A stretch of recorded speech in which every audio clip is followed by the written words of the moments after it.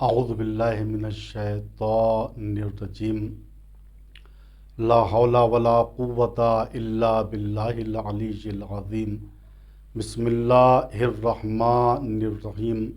محترم ناظرین کرام، سلام علیکم ورحمۃ اللہ وبرکاتہ۔ آج ایک اہم سوال یہ کیا گیا ہے، ایک نوجوان سوال کر رہا ہے۔ وہ کہتا ہے کہ میں ایک نوجوان شخص ہوں اور ہمیشہ اضطراب میں، تشویش میں مبتلا رہتا ہوں، اور میں یہ سوچتا ہوں کہ خدا حد سے زیادہ میرا امتحان لے رہا ہے، چونکہ مشکلات میرے اوپر حد سے زیادہ ہیں۔ دیکھیے، یہ ہے سوال، لیکن حقیقت حال یہ ہے کہ دنیا واقعاً دار امتحان ہے، امتحان کی جگہ ہے، اور خوش قسمت ہے وہ انسان جس کا اس دنیا میں اللہ امتحان لے۔ لیکن یہ کہنا کہ حد سے زیادہ خدا میرا امتحان لے رہا، یہ غلط ہے، چونکہ قرآن یہ کہتا ہے لا یکلف اللہ نفسا الا وسعہا، اللہ کسی کو اس کی وسعت اور طاقت سے زیادہ کا مکلف نہیں بناتا ہے۔ اور دوسری چیز یہ ہے کہ ہر مشکل امتحان نہیں ہے، بہت سی مشکلات وہ ہیں جو ہمارے کرتوتوں کا نتیجہ ہوتی ہیں۔ خدا کی طرف سے معین ہے کہ کس گناہ کی کون سی سزا ہے، کس خطا کے عوض میں کون سی مشکل ہمارے اوپر آئے گی۔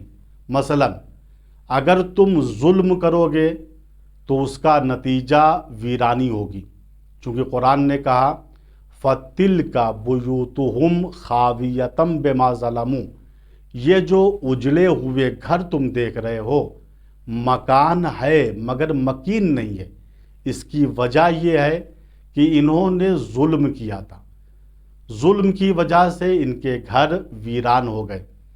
اگر تم خیانت کرو گے تو اس کا نتیجہ دنیا اور آخرت میں ذلت ہے۔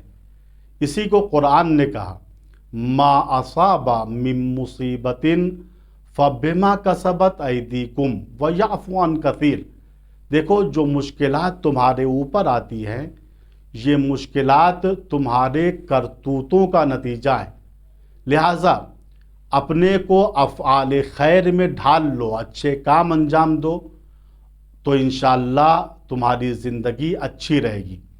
لہٰذا اضطراب سے بچنے کے لیے ہمارے پاس راستے ہیں، اور اہم ترین راستہ یہ ہے کہ ہم دوسروں کے بجائے خدا پر بھروسہ کریں۔ ہماری ایک مشکل یہ ہوتی ہے کہ ہم خدا کے علاوہ ہر ایک پہ بھروسہ کر لیتے ہیں۔ نہیں، قرآن مجید نے کہا وَمَن يَتَوَكَّلْ عَلَى اللَّهِ فَهُوَ حَسْبُهُ، یاد رکھنا، جو انسان خدا پر توکل کرے گا، اس پر بھروسہ کرے گا، تو خداوند متعال اس کے لیے کافی ہے۔ لہٰذا ہمیں ضروری ہے کہ ہم سب سے پہلے خدا پہ بھروسہ کریں، خدا پہ توکل کریں۔